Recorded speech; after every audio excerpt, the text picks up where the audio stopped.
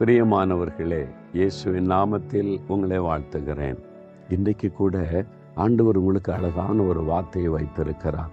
பாருங்களேன், எரேமியா 32 அதிகாரம் 27 வசனத்தில் ஆண்டவர் சொல்றார், இதோ நான் மாம்சமான யாவருக்கும் தேவனாகிய கர்த்தர், என்னாலே செய்யக்கூடாத அதிசயமான காரியம் ஒன்று உண்டோ என்று ஆண்டவர் கேட்கிறார். என்னால் செய்ய முடியாத ஒரு அதிசயமான காரியம் உண்டா மகனே, மகளே, நீ சொல்லு பார்க்கலாம். ஆண்டு சொல்றார். நீங்க சில சமயம் சொல்றீங்கல்ல, இவ்வளோ பிரச்சனை, இவ்வளோ நெருக்கம், இவ்வளோ கடன் பாரம், ஏதாவது அதிசயம் நடந்தாதான் உண்டு.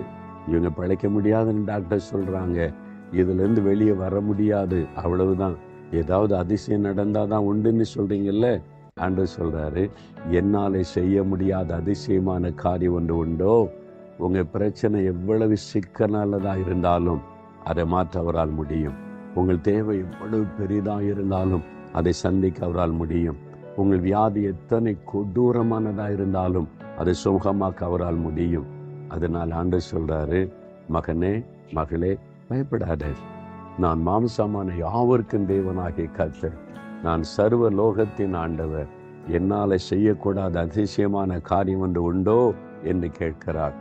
நீ இதை நினைச்சு பயப்படுற, எந்த காரியத்தை நினைத்து கலங்குற, அந்த காரியத்தில் ஆண்டவர் அதிசயம் செய்வார். விசுவாசி, உன் வாழ்க்கையில் அதிசயம் நடக்க போகுது.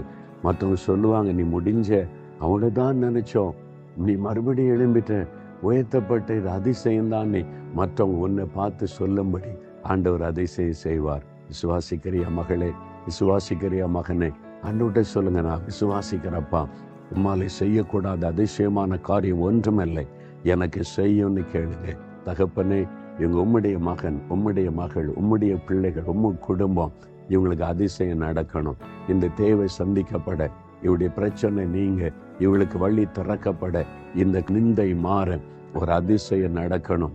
இயேசு கிறிஸ்துவின் நாமத்தில் அதிசயம் நடக்கட்டும். அந்த அதிசயத்தை இன்றைக்கு அவர்கள் காணட்டும். அவளை மகிழ பண்ணும். இயேசுவின் நாமத்தில் ஜெபிக்கிறேன் பிதாவே.